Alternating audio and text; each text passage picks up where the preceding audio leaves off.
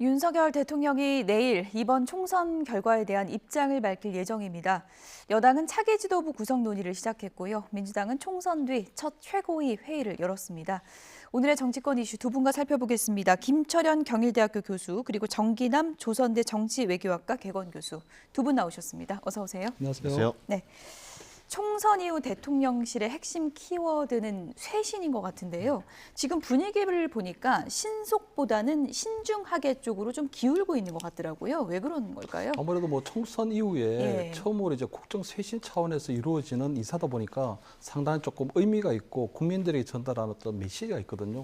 그러다 보니까 아무래도 대통령실에서 좀 고심을 거듭하는 것 같고, 다만 전 그 대통령의 비서실장이라는 자리는 그냥 대통령을 말 맞다나 말 그대로 대통령을 가장 지근거리에서 보좌하는 비서거든요. 그렇기 때문에 어느 정도 정무 감각이라든가 어떤 일처리 능력 이런 것도 갖춰야 되지만 어떨 때는 대통령의 어떤 큰 소리 또는 호통치는 이런 부분에 있어서 본인의 직을 걸고 어떻게 보면 좀 기분 좋게 또 이렇게 쓴소리할 수 있는 그런 능력도 좀 갖춰야 되는 부분이 있거든요. 그런 부분들을 조금 아마 계속 고심을 하고 있는 것 같고, 다만 저는 그 민주당을 너무 의식하지는 않았으면 좋겠다. 민주당에서 보면 어떤 비서실장은 된다 안 된다 어떤 감나라 배나라 하는 식이 있는데 이런 것들은 굉장히 저는 오만한 인사 개입이라고 보이거든요. 이거는 대통령이 비서실장을 뭐 누구를 묻는다든가 아니면 총리를 누구를 추천한 것인가 이런 것들은 대통령의 고유의 인사권이기 때문에 그 부분에 있어서는 야당에서도 이번에 굉장히 많은 의석을 얻었지만 그래도 그런 부분들은 존중해야 된다. 그렇게는 보입니다. 총선 참패 후 인적 쇄신이기 때문에 민심을 사는 게 제일 중요할 거고 우리가 이렇게 바뀌었습니다라는 걸 보여줘야 되잖아요. 어떤 기준이 제일 중요한 걸까요? 그러니까 쇄신 의지를 보여줄 수 있는 절호의 저는 기회라고 생각합니다. 윤석열 대통령에게. 그런데 지금 현재 첫 단추부터 잘못 꿰고 있는 것 아닌가라는 인식을 주고 있습니다. 무슨 얘기냐면 지금 거론되는 인사들 면면을 보면 대부분 측근들로 있었거나 여권에서 거론되는 가까운 인사들, 뭐 원희룡 전 장관이라든지 이상민 전 장관이라든지 이동관 방통위원장이라든지 이런 사람들이 거론되는 것 자체가 지금 민심의 어떤 쇄신을 요구하는 민심과 과연 같은 방향인지에 대해서 의구심을 낳고 있다. 지금 저분들인데 뭐 신선하지 않다 이런 그렇습니다. 신선 여부를 떠나서 과연 쇄신의 이미지와 어울리느냐는 부분에서 저는 충분히 의문점을 가질 수 있다라는 게 제 생각이고요. 두 번째 가장 중요한 것은 대통령이 이번 총선 민심을 수용하는 게 뭐겠습니까? 대통령이 확 바뀌었구나, 확 변했다라고 하는 이미지를 과연 줄 수 있느냐는 측면에서 저는 처음부터 첫 단추를 잘못 꿰고 있다라는 평가를 하지 않을 수 없습니다. 첫 단추라고 표현을 해주셨는데 이제 첫 단추, 첫 발표는 아무래도 이제 대통령 비서실장이 누가 될 것인가 이게 관심 아니겠습니까? 지금 유력하게 거론되는 사람이 원희룡 전 장관인데 원희룡 카드 어떻다고 보십니까? 원희룡 장관 같은 경우에는 그 국회의원을 3번 하셨거든요. 도지사도 2번 하셨고 그렇기 때문에 나름대로 이 정무 감각도 굉장히 좋으시고요. 또 국토부 장관 이번 정권에서는 어떤 초대 국토부 장관을 했는데 나름대로 행정 경험도 갖고 계신 분이거든요. 그렇기 때문에 어떤 자리를 맡겨 놓더라도 최고의 성과를 낼 수 있는 저는 뭐 두루두루 쓸 수 있는 진짜 맞는 카드라고 보이거든요. 그래서 아마 지금 야당에서는 이재명 대표하고 이번 선거에서 맞섰기 때문에 안 된다 하는 이런 건데 저는 그런 것들은 굉장히 조금 현명하다고 보입니다. 그래서 저는 원희룡 카드 정도면 상당히 국회에 대한 경험 그리고 정부 행정 경험은 또 충분하시고 그렇기 때문에 굉장히 저는 뭐 대통령과 함께 일할 수 있는 최고의 보좌 카드가 아닌가 이렇게는 저는 보입니다. 지금 뭐 총선에서 지금 야당에 맞서긴 했지만 그래도 여러 가지 경력을 봤을 때는 최적의 후보 아니냐 이런 또 평가신데요. 어떻게 생각하십니까? 경력을 기준으로 하면 원희룡 장관만한 후보가 어디가 있겠습니까? 그러나 원희룡 장관으로 대표된 이미지는요. 과연 야당과의 어떤 협치라고 하는 것을 우선시 두겠다는 것인지에 대해서 우선 의문이 든다. 두 번째, 이번 총선 과정에서 이재명 대표와 각을 세웠던 대표적인 정치인 중에 한 사람이다. 이런 부분에서 의구심을 낳을 수밖에 없고요. 세 번째, 양평 고속도로 종점 변경 문제라든지 어떤 재추진 논란 관련해서 가장 한복판에 있었던 분입니다. 이런 사람이 과연 여당뿐만 아니라 야당까지도 소통하고 얘기할 수 있는 비서실장 후보로서 적임자인지에 대해서는 대단히 민심은 회의적이다라고 하는 것을 민주당에서는 반발할 것 같습니다. 그렇습니다. 제가 볼 때는 반발이 아니라 할 테면 하세요라는 입장이 나올 가능성도 있다. 물론 대통령 비서실장이라고 하는 것은 측근을 대통령이 임명하는 인사권의 영역이긴 합니다만 결국 지금 총리와 비서실장 인사를 통해서 윤석열 대통령의 민심을 수용하는 어떤 반응을 체크해 볼 수 있다는 점에서 대단히 중요하단 말이에요. 예. 그 대목에서는 대단히 실망스러운 반응이 불가피해 보입니다. 네, 비서실장, 지금 뭐 국무총리 여러 하마평이 나오다 보니까 정치권에서도 대통령실의 인적 쇄신과 관련해서 이런저런 목소리가 나오고 있습니다. 어떤 부분에 대한 지적이 나오고 있는지 들어보시죠. 불통의 이미지가 되게 강하지 않습니까? 예. 이런 물론 노력은 많이 하고 있지만 사실은 국민들이 느끼기에는 상당히 좀 부정적인 이미지가 더 강화된 것 같습니다. 네네. 이번 총선을 또 거치면서 더더욱 그렇게 인식을 하고 있는 것 같습니다. 예. 이런 불통의 이미지를 빨리 벗겨내는 그런 어떤 용산 스스로도 좀 혁신하고 쇄신하는 모습이 국민들이 바라는 모습이 아닌가 보고 있습니다. 그러니까 하마평에 오르고 있는 분들의 면면을 보면 대통령께서 과연 총선 민의를 수용할 생각을 가지고 계신지 상당히 우려됩니다. 국민의 뜻을 무시하고 국민과 맞서면 어떤 결과가 빚어지는지 이미 확인하셨을 것으로 생각이 됩니다. 간곡하게 당부드리건대 주권자인 국민들이 납득할 수 있는 합리적이고 실효적인 쇄신책을 마련하시기를 당부드립니다. 김대기 초대 비서실장도 굉장히 높이 평가받는 분이에요. 그런데 그분이 말씀을 한번 했다가 윤석열 대통령이 얼마나 면박을 줬든지 그 다음에 말씀을 못했다는 그런 얘기가 들려오더라고요. 윤석열 대통령의 성격상. 그렇기 때문에 저는 대통령, 비서실장이건 국무총리건 이게 문제가 아니다 이거죠. 대통령이 변해야 된다 이거죠. 네, 박지원 당선인의 지적. 그러니까 비서실장 바꾸면 뭐하냐, 면박을 주는데 대통령이 바뀌어야 한다라는 얘기인데요. 일각에서는 원희룡 카드보다 대통령한테 쓴소리할 사람으로는 정진석 전 의원이 낫지 않냐 이런 얘기도 있더라고요. 뭐 정진석 의원 같은 경우에도 지금 대통령하고는 동갑내기거든요. 아무래도 언론 출신의 이제 뭐 다양한 이 국회 경험도 계시고 예. 또 과거에 보면은 대통령실에서 정무수석을 역임했기 때문에 어느 정도 부분은 조금 그런 부분이 있는데 저는 뭐 어떤 분들이 들어가더라도 지금 가장 큰 문제는 어떤 대통령의 불통 이미지가 계속 쌓인 거는 예. 저는 대통령을 보좌하고 있는 그 비서진의 문제였다고 보이거든요. 대통령 비서진에 좀 문제가 있는 겁니다. 왜냐하면 이종섭 전 대사의 임명 과정에서도 보면 대통령께서는 불효령을 내렸다고 하지만 그런 부분에 있어서 본인이 직을 걸고 대통령께 이건 안 됩니다. 이건 절대로 안 됩니다라고 고언을 할 수 있는 그런 분들이 저는 보좌진들이 많이 있어야 된다고 보이거든요. 그래서 아마 이번에 정진석 의원이나 아니면 원희룡 전 장관이 아마 뭐 제가 볼 때 어느 분 중에 뭐 비서실장을 되실지 모르겠지만 그런 분들이 만약 된다면 그런 부분에 있어서만큼은 저는 대통령께 할 소리는 할 수 있는 분이다. 그리고 예. 아까 말씀드린 것처럼 좀 기분 좋게 쓴소리를 해야 되거든요. 그러니까 대통령을 기분 상하게 하고 이런 것들보다는 예. 좀 더 정교한 논리로 예. 그리고 세련되게 그런 부분들을 대통령을 설득하면 때로는 좀 싸워야 되는 거 아닙니까? 제가 볼 때는 조금 아무래도 그런 뭐 싸우긴 해야 되지만 대통령하고 싸운다는 것 자체가 예. 사실 현실적으로 쉽지 않은데 그래도 예. 대통령을 설득할 수 있는 좀 더 정교한 논리 그리고 좀 기분 좋은 쓴소리 이런 부분들도 나름대로 이 비서실장이 갖춰야 되는 기술 중에 하나일 것 같거든요. 자질 중에 예. 하나이기 때문에 아마 그런 부분에 있어서는 정진석 의원이나 뭐 원희룡 전 장관이 나름대로 충분히 그런 부분들을 감당해낼 수 있지 않을까 저는 이렇게 뭐 판단합니다. 두 분 다 뭐 경력은 정말 많으니까요. 네. 근데 교수님 개인적으로 보시기에요. 윤석열 대통령이 그런 불편한 얘기, 때로는 쓴소리도 이제 같이 하려면 두 분 관계를 봤을 때 어느 카드가 좀 더 좀 윤활유 같은 역할을 할 저는 거라고 뭐 보십니까? 정진석 의원이 아무래도 나이가 같기 때문에 조금 더 편하게 할 수 있고 그분이 아무래도 언론인 출신이다 보니까 옛날에 조금 언론이 아무래도 뭐 권력에 대해서 조금 맞서는 그런 어떤 뭐 기질이 좀 있기 때문에 좋아 보이는데 당시 정진석 의원 같은 경우는 노무현 전 대통령의 사자 명예훼손 혐의에 지금 1심에서 유죄를 받아놓은 상태가 있거든요. 그렇군요. 그런 것들이 아무래도 야권에서 보기에는 조금 더 불편한 부분이 있지 않을까 이렇게는 저는 보입니다. 예, 이재명 대표도 오늘 최고위에서 지금 하마평 오르는 분들 보니까 민의를 수용할 생각이 있는지 모르겠다 이렇게 이제 비판을 했는데 민주당 쪽에서 봤을 때는 어떤 후보군이 그러면은 적합하다고 보십니까? 글쎄요, 어떤 사람을 인물에 찾아야 대해서 될까요? 적시하기보다는 예. 기본적으로 민심을 있는 그대로 전달할 수 있는 쓴소리를 할 수 있는 뭔가 역할 그런 사람이 돼야 되겠다. 두 번째는 더 나아가서 야당은 물론 여당은 물론 야당까지도 뭔가 좀 대화가 되고 협치 어떤 토대를 놓을 수 있는 정도의 인물이 돼야 되는 거 아니냐. 자, 원론적으로 얘기하면 그렇습니다. 뭔가 야당에서 봤을 때도 인재풀을 윤석열 대통령이 확 넓혔다. 정말 야당 입장에서 허를 찔렸다.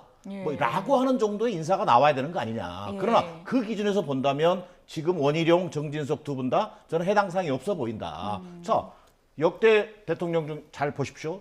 김대중 전 대통령은 전임 정권의 정무비서가 했던 사람을 비서실장으로 임명합니다.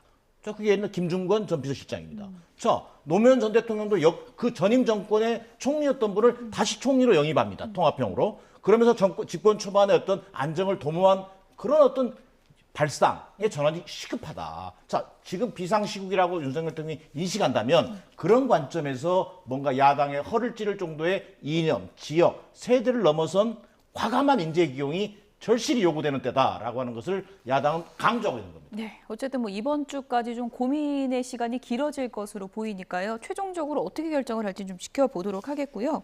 내일 국무회의 때 윤석열 대통령이 총선 참패에 대한 입장을 밝힐 것으로 보입니다. 대통령이 직접 이렇게 입장을 밝히는 건 이번이 처음인 건데요. 어떤 메시지가 꼭 필요하다고 보십니까? 일단 아무래도 이제 총선에서 나타난 민심을 조금 겸허하게 수용하겠다고 일단 그렇게 말씀을 하실 것 같고요. 두 번째는 보면 이번 총선이 어쨌든 윤석열 정부 지난 2년의 중간 평가적인 성격이 있는 겁니다. 그중에는 보면 이번 선거에서는 어쨌든 선거 막판에 터져 나온 그 대파, 그 하나로 사실은 굉장히 표심이 갈렸다는 부분도 있거든요. 하지만 그 전체적으로 볼 때는 대통령이 여러 가지 우리 한미일 동맹을 강화한다거나 또는 과거 문재인 정부에서 일어났던 어떤 탈원전 정책을 폐기했다거나 이런 여러 가지 부분들이 있기 때문에 아마 그런 중단 없는 개혁을 하겠다. 어떤 국민만 바라보고 하는 어떤 중단 없는 개혁을 하겠다는 부분들을 좀 더 강조하실 것 같고요. 한편으로 볼 때는 이번 총선에 있어서 드러난 게 보면 경제 살리기였습니다. 먹고 사는 문제. 그런 부분에 있어서 본인이 아마 더욱더 민의를 받들어서 하겠다는 말씀을 하실 것 같은데 제가 볼 때 이번에 아마 내일 담화에서는 어떻게 보면 이번 22대 국회가 개원이 되면 여야 대표회당이라든가 어떤 여야와의 어떤 협치에 대한 부분도 내일은 밝히실 것 같아요. 야당과의 소통. 그렇습니다. 왜냐하면 지금 계속적으로 야당에서 꾸준히 영수회담이든 어떤 계속적으로 대통령과 야당하고 함께하는 그런 어떤 정치 문화를 계속적으로 요구하고 있는 상황이기 때문에 아마 그런 부분들도 내일 담화에는 담기지 않을까 이렇게는 저는 전망합니다. 야당과의 소통 부분에 대해서는 또 어떤 내용이 담길지 봐야 될 것 같은데 지금 조국 대표도 윤석열 대통령과 만나고 싶다, 할 말이 있다 이렇게 밝힌 상황이잖아요.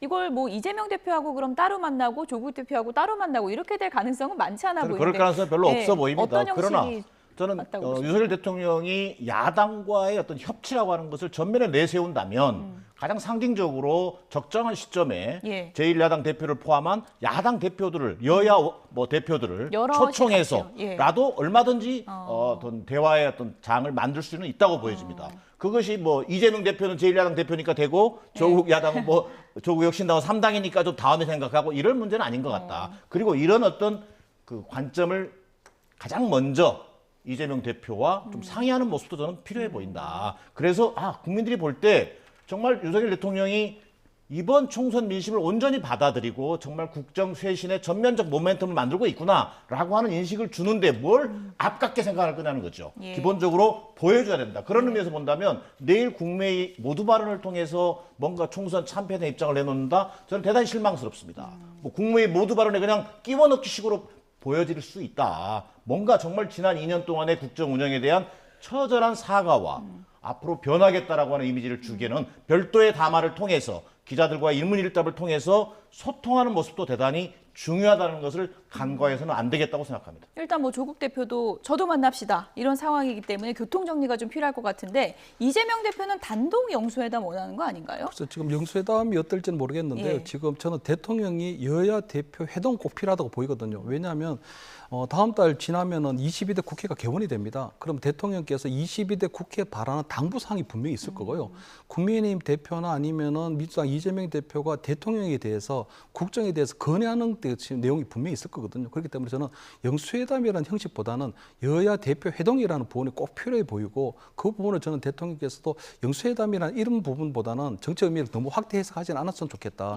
단지 이제 어떤 형태로 이제 여야 대표를 만나느냐 하는 그 부분은 굉장히 중요한데 사실 우리 관례로 볼 때는 원내대표급 이상, 그러니까 원내교섭 단체 이상 원내교섭 단체를 어떤 구성한 대표들만 원래 만나는 거거든요. 예. 그러니까 아마 지금 처음에 이루어진다면 국민의힘 대표나 민주당 이재명 대표와 만나는 것이 아무래도 그 두 당의 대표에 대한 예우가 될 것 같고요. 그럼 조국 대표는 어떻게 되나요? 조국 대표는 지금 원내교섭 단체를 구성하지 않고 있기 때문에 예. 지금 제가 볼 때 이번에는 민주당 이재명 대표를 예우한다면 예. 여야 원내교섭 단체를 구성한 대표를 먼저 만나는 것이 순서고요. 그 이후에 뭐 조국 혁신당 대표나 아니면 예. 개혁신당의 대표나 진보당의 대표하고도 아우르는 그런 형태로 만나는 거 그 이후에나 조금 검토하는 게 조금 예. 맞지 않을까 이렇게는 보입니다. 아니 물론 만나는 게 제일 중요하긴 한데 나중에 형식 정할 때 또 당대표들끼리 신경전도 상당하거든요. 조국 대표가 또 빠지면 왜 난 3당인데 빠졌냐 이렇게 또 반발할 것 같아서요. 그 형식과 내용에 지나치게 집착할 필요가 없겠다. 예. 저는 22대 국회에 대한 어떤 민의를 존중하겠다는 취지에서 여야 대표회담도 하는 것이고 예. 또 이재명 대표와 1대 회담도 왜 못합니까? 저는 윤석열 대통령이 드디어 정치 복원을 위해서 총선 민의를 받들어서 나서겠구나라는 이미지를 준다면 이재명 대표뿐만 아니라 윤석열 대통령에게 오히려 국민들이 관심을 가지고 지켜볼 가능성이 높다는 점에서 적극적으로 화답할 필요가 있다는 생각입니다. 대통령실은 이렇게 쇄신 준비 작업에 한창인 상황이고요. 지금 여권에서는 차기 지도체제 어떻게 꾸릴지 이 논의가 한창입니다. 차기 대표, 그러니까 한동훈 다음 누가 되면 좋을까를 두고 여러 가지 얘기가 나오고 있는데요. 지금 김재섭 카드가 거론되고 있습니다. 얘기 들어보시죠. 고민 중이지만 저는 조금 더 배울 게 많다고 생각합니다. 아직은. 딱 잘라서 아니다는 아니네요. 물론 당연히 많은 요구들이 있고 그러면 예. 가야 되겠지만 아직 제가 그럴 위치는 아닌 것 같고요. 이네요? 물론 죽어도 못하는 경우는 없죠. 네, 늘상 하는 얘기가 뭐 정치는 생물이라는 얘기를 하지만 저는 그래도 제가 배울 게 훨씬 더 많기 때문에 조금 더 배울 생각입니다. 국민의힘이 부족하다고 여기는 이 강북의 민심. 네. 이 부분을 어떻게 당의 통로로서 확고하게 자리 잡을 것이냐. 저는 이런 기능적 역할에 대해서 좀 고민을 하고 있지 그 자리가 비대위원장이냐 뭐 무슨 장이냐라고 하는 것은 중요하지 않는 것 같습니다. 네, 지금 뭐 어디까지나 시나리오입니다만은 죽어도 못한다는 아니다라는 건 당이 정말 원하면 할 수도 있다 이렇게 해석할 수 있는 건가요?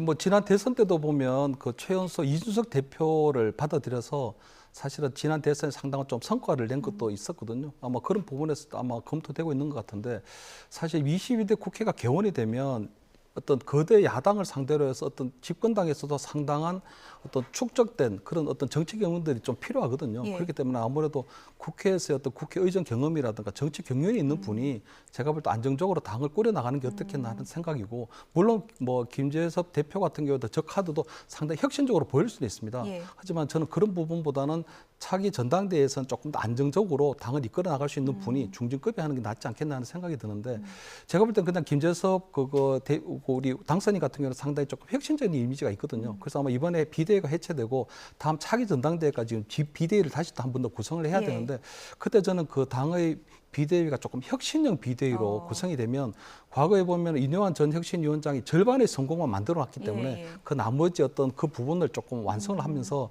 저는 김재섭 뭐 당선인이나 아니면 서울의 그 김용태 뭐 당선인이나 아니면 대구에 보면 우재준 뭐 30대 당선인도 있거든요. 세대 교체. 그렇습니다. 그래서 어떤 젊은 당선인들이 조금 이번 혁신형 비대위에 참여해서 예. 차기 전당대회까지 가기 전까지 어떤 예. 당의 체질이나 이런 부분들을 조금 보완하는 그런 역할을 하면 어떨겠나 이렇게는 저는 보입니다. 비대위원장이든 차기 대표든 김재섭 카드는 민주당에서 보기에는 어떻습니까? 참신합니까? 아니면 어떻습니까? 어떤 세대 교체형으로 굉장히 참신한 이미지를 줄 수 있다고 보여집니다. 그러나 지금 더 중요한 것은 정부 여당 입장이에요. 2022년 6월 이후에 이준석 대표 이후에 5번째 비대위원장 체제입니다. 예. 조기에 좀 안정화될 필요가 있겠다. 임기 3년을 앞으로도 끌어가야 되는데 정부 여당으로서 역할을 하려면 결국 국민과 당원의 뜻을 최우선에 놓고 조기 전당대회를 통해서 새로운 리더십을 만들어내는 것이 가장 중요하다. 그래서 수직적 어떤 당정 관계를 극복해내고 뭔가 여당 내의 질서뿐만 아니라 대야 관계에 있어서도 좀 달라진 모습을 보여주는 하나의 계기로 삼아야 되겠다. 지금 필요한 것은 김재섭이 아닌 또 다른 사람이냐가 중요한 것이 아니라 그런 온전한 리더십을 만들어내는 것이 더 우선돼야 한다고 생각합니다. 그래도 또 간판은 중요한 거 아닙니까? 물론 그 간판은 전 당원과 국민의 뜻을 존중한다면 예. 세대 교체형으로 갈 것인지라기보다는 오히려 당의 역량을 극대화하는 방식으로 어떤 수도권 중진 의원들 중심으로 해서 당을 좀 더 뭔가 정부 여당 용산으로부터 좀 독립적인 어떤 느낌을 줄 수 있는 그런 어떤 지도 체제를 한번 검토해 보는 것이 더 필요하지 않나 이런 생각이 듭니다. 어쨌든 새롭게 출발하기 위해서는 지난 총선 참패의 그 성적표를 갈무리를 잘하는 것도 이제 중요한데 한동훈 전 위원장에 대한 여러 평가가 나오고 있는 상황에서 홍준표 시장이 연일 한동훈 전 위원장을 저격하고 있거든요. 굉장히 거친 발언을 하고 있는데 이 의도를 놓고는 여러 가지 해석이 있는 것 같습니다. 일단 제가 볼 때는 홍준표 시장이 일단 한동훈 위원장에 대한 개인적인 좀 서운함이 있거든요. 왜냐하면 한동훈 위원장이 지난 총선 기간에 박근혜 전 대통령 사저도 방문하고 그리고 대구 경북 유세를 한 4차례 정도 왔었습니다. 그런데 한 번도 홍준표 시장을 찾아뵙질 않았거든요. 그런데 어떻게 보면 홍준표 시장을 이재명 대표도 찾아가서 예방을 했고 홍익표 민주당 원내대표도 찾아가고 그다음에 민의원 전 혁신위원장도 다 찾아갔는데 한동훈 위원장 검찰이 어떻게 보면 까마득한 후배인 한동훈 위원장만 찾아와서 어떤 뭐 총선에서의 전략이나 이런 것들을 상의하지 않았거든요. 아마 그런 그래픽 표정처럼 지금 섭섭한 겁니까? 화가 난 겁니까? 그렇기 때문에 제가 볼 때는 이 홍준표 시장 굉장히 개인적으로 자존심에 스크래치가 나지 않았나 하는 그런 부분이 좀 있고요. 두 번째는 지금 이번 총선 패배에 대한 책임을 윤석열 대통령 쪽으로 많이 쏠리는 부분이 있거든요. 그래서 홍준표 시장이 그런 부분이 아니라 이건 한동훈 위원장 어떤 선거 전략이나 메시지의 실패다라고 해서 윤석열 대통령에게 몰리는 어떤 책임론을 조금 희석시키면서 이 한동훈 위원장을 조금 희생양으로 삼아가려고 하는 그런 부분이 있지 않느냐. 그리고 제가 볼 때 마지막으로 물론 2027년 대선에 있어서 어떤 잠재적인 경쟁 관계가 있기 때문에 아마 그런 부분들을 상당히 의식하는 부분이 아닌가 이렇게는 보입니다. 내가 당에 있는 한 한동훈은 절대 용납 못한다. 용납을 못한다. 이런 표현까지 썼거든요.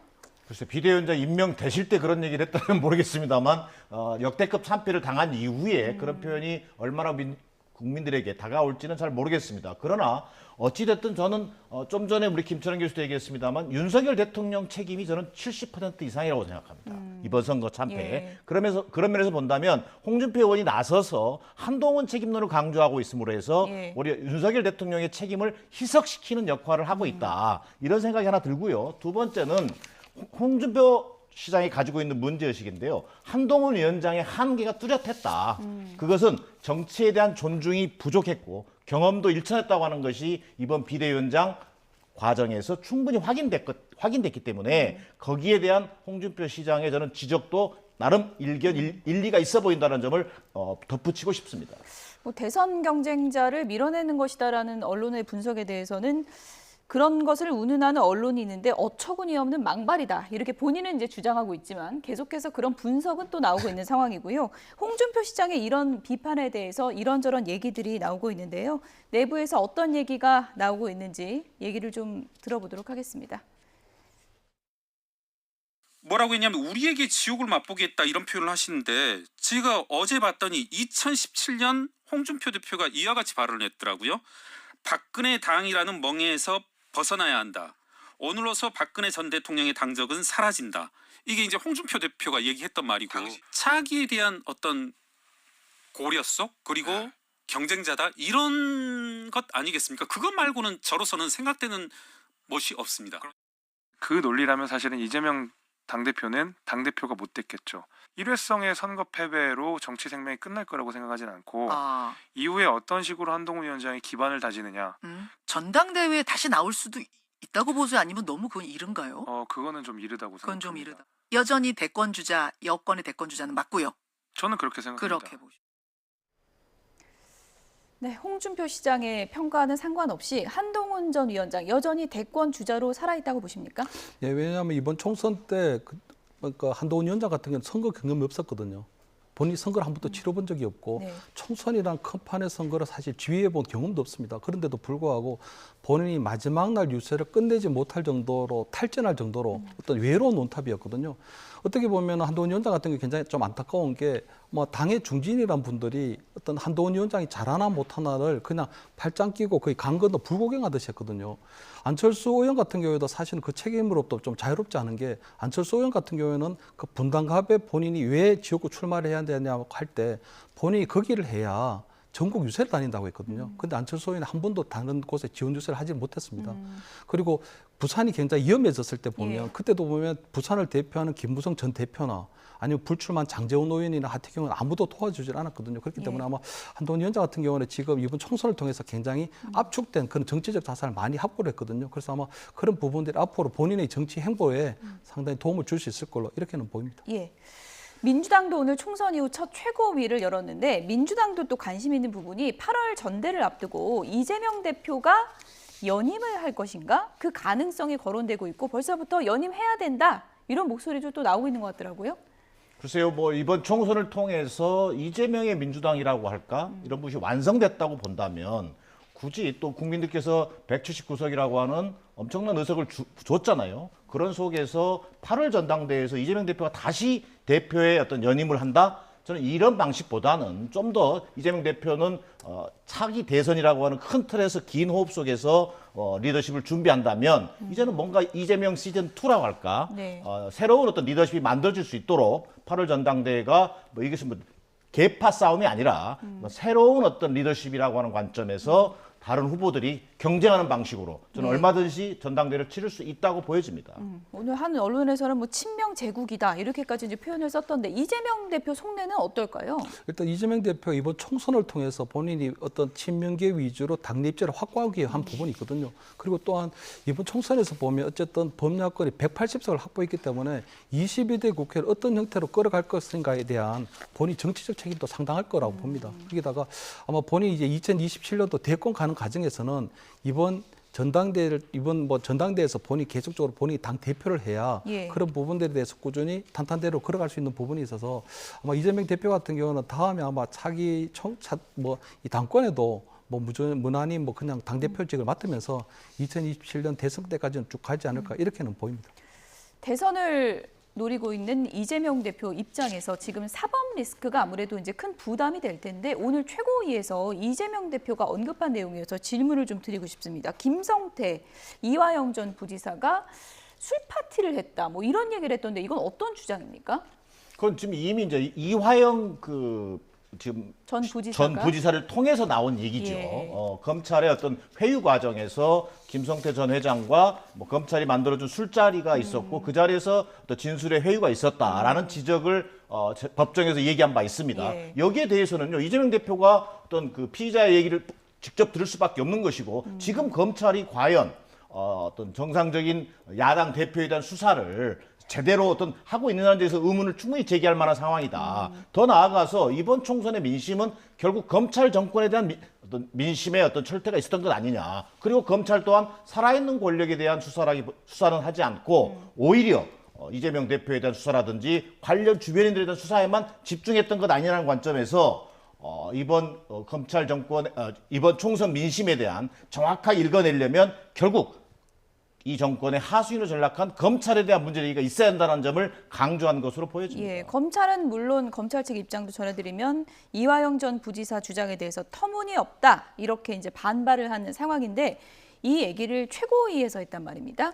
사법 리스크와 관련해서 좀 이제는 여론전을 적극적으로 하겠다 뭐 이런 의지일까요? 그렇습니다. 이재명 대표 같은 경우에는 지금 어떤 이번에 본인에게 덧씌워진 혐의들이 모두가 어떤 검찰 독재 그리고 어떤 정치적 기소라는 부분들을 계속 강조하고 있는 부분이거든요. 그렇기 때문에 아마 이번 총선 때도 보면 법원에서 아마 본인이 어떤 입장을 밝히는 경우는 굉장히 이례적인 걸 겁니다. 근데 이화영 전 지사 같은 경우에는 사실 진술들이 계속 오락가락하고 있는 상황이거든요. 어떨 때 보면은 이재명 대표가 경기지사 시절에 어떤 방법에 대한 부분을 보고를 했다고 하다가 또 법정에서는 그것을 번복하는 그런 일들이 계속 있었고 지금 같은 경우는 아무리 그래도 그렇지 검찰에서 어떤 술자리를 만들어서 회유했다 이런 것들은 정말 너무 터미널없는 그런 걸로 보이거든요. 근데 그런 부분들 이재명 대표가 최고위원 회의에서 논의를 했다는 건 그만큼 어떻게 보면 검찰의 어떤 의도를 자꾸 정치적으로 몰아가면서 본인에 대한 어떤 사법 리스크에 대한 부분들도 결국은 부당하고 정치적 기소일 뿐이다 하는 이런 것들을 강조하는 부분이 아닐까 이렇게 보입니다.